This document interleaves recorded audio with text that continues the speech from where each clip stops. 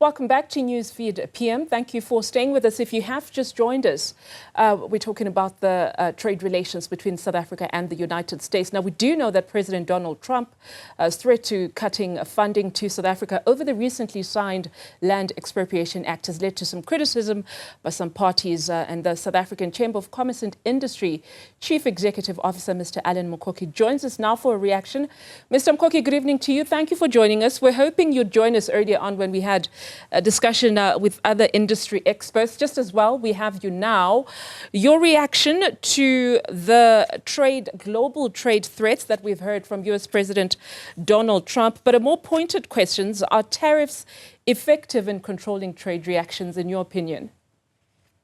Well, I think that we have to acknowledge as South Africans that in the final analysis, we need to create an economy that is very competitive and very productive, so that we're not always going to be victims of people's feelings and emotions and moods from time to time. So that as an economy, we can stand still and we can be as competitive without needing any assistance from anyone. Yes, tariffs are effective, because if you apply them in a way that is retrogressive or in a way that's negative, it can have a very direct impact on competitiveness of our goods and services as we sell into the United States. In other words, a very simple example: if you're selling avocados or you're selling lemons into the United States, you're selling them duty-free, and suddenly you are now selling them at a price that's much more higher by, well, you tended to use the word 25% all the time, right? So you are now selling at 25% more. You are not going to be as competitive as you would have been before. So there's no doubt about the fact that you would be impacted. The extent of that impact, of course, is going to be a function of other things, including where we are in terms of the currency between the dollar and the rand exchange rate, and whether the other people that are competing with you into the U.S. market are themselves not subject to other factors such as the very same tariffs. Was it's not a South African problem only. He's targeted Europe. He's done things with Mexico. I see he posted something on Truth Social just this evening saying that he's met with the president of Mexico and they've had an agreement. Mexico is going to deploy 10,000 troops onto the Mexico USA border, and therefore he's now suspended those tariffs against Mexico for the next 30 days. So it's all those kinds of things that are going to happen, which are very volatile.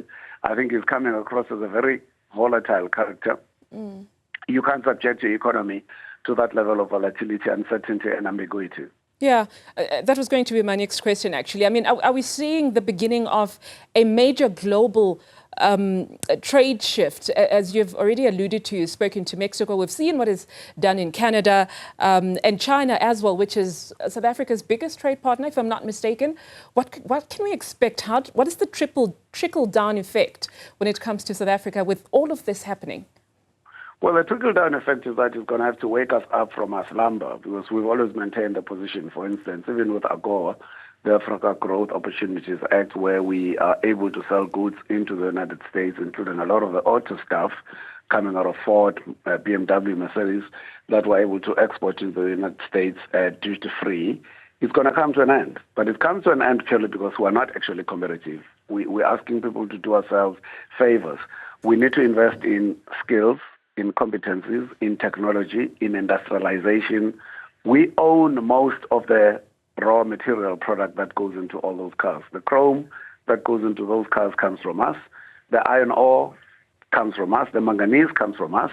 But we're not investing in the primary industries that actually process and make those particular goods. So in a way, it's a double-edged sword in that it says to South Africa, wake up. You need to start taking care of yourself to be very self-sufficient so that you can, in a sense, produce goods and services to the world, where the likes of Donald Trump should be relying on you, not you relying on them, whether they're buying your goods or services. Because the very same goods that they want to load tariffs on that you're exporting to them, they themselves use them because they are coming from your own primary produce. So we have an opportunity here. It's not only a negative story, and I know as South Africans, we like being negative, complain, criticize everything is wrong. But sometimes we miss the opportunity but here's an opportunity, an adverse situation that you can turn into a positive environment. Yes, it's not going to happen immediately, but we've got 5, 6, 7 years. And down the road, Trump is not going to be, he's not allowed to have another third term. He's only there for 4 years. And after 4 years, what are we going to do? Are we going to also wait for another president who comes in with his wings and fancies and threatens us all the time? You can't live under threat all the time. It's like being in a relationship. You can't be like always being threatened, you're going to be dumped all the time. You need to do something that is more sustainable and permanent with your life. And I think that this is an opportunity. South Africa is a great country with great people, great talent, but we just lack the confidence of understanding that we're good and we're great and that we can do a lot of things that we can do. We need to stop being so divided. Everybody speaks in South Africa, they speak for their tribe. Nobody speaks for South Africa, right? We've taken the view as the South African Chamber of Commerce and Industry that we speak for South Africa. We don't speak for black people or white people or green people or purple people. And that's a problem with leadership in South Africa today, is that even when we solve problems, we're only so concerned about our tribe instead of thinking more about what's in the interest of the nation, what's in the interest of the continent, what's in the interest of the region. Yeah, and when we start to develop that level of leadership, we're going to move much more faster. Yes, because for the longest time, Mr. Mukoki, we've been told that the ANC wouldn't implement expropriation without compensation. Now we have this act that says, look, we are going to guarantee that compensation will happen in cases that require that. But still it appears investors are upset. What must happen? Yes, of course they would be upset because it creates uncertainty. Nobody knows which land, which piece, which parcel of land that is actually going to be affected. But in terms of the history of how we solve problems with South Africans, we need to be much more positive. I don't think that you can accuse our leaders maybe of incompetence, of corruption, but you can't accuse them generally of taking decisions that are very divisive, where they are unable to reach consensus when it comes to the most intractable of problems that are facing the country. We've dealt with far more serious issues in this country. We've resolved those particular issues. And I like what the president was saying earlier on in his statement when he said this is a South African problem. South Africans have a tendency and have an ability to get together when the chips are down and find solutions to their problems. And I think that we need to bring a very strong positive element to the way we actually look at things. Because I've looked at what people were saying. Yes, there are negative elements of the Expropriation Act. And yes, there are elements where you can actually negotiate in terms of how you can actually. So this whole thing is out there.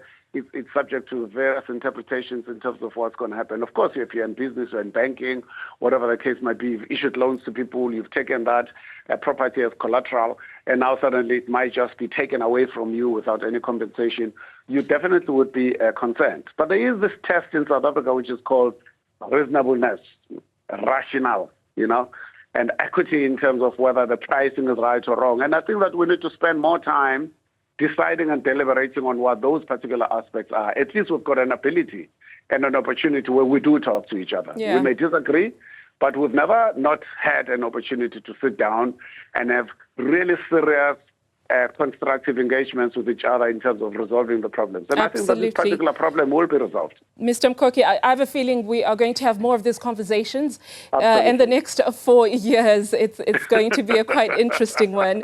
And we'll be happy to continue having that conversation with you. Your insights are valued. Thank you for your time, Mr. Mukoki there from Saki, talking to us about how it is time to close ranks in South Africa and ensure that the messaging that goes out there is one of unity that does not harm the country. We'll take a very short break at the top of the hour.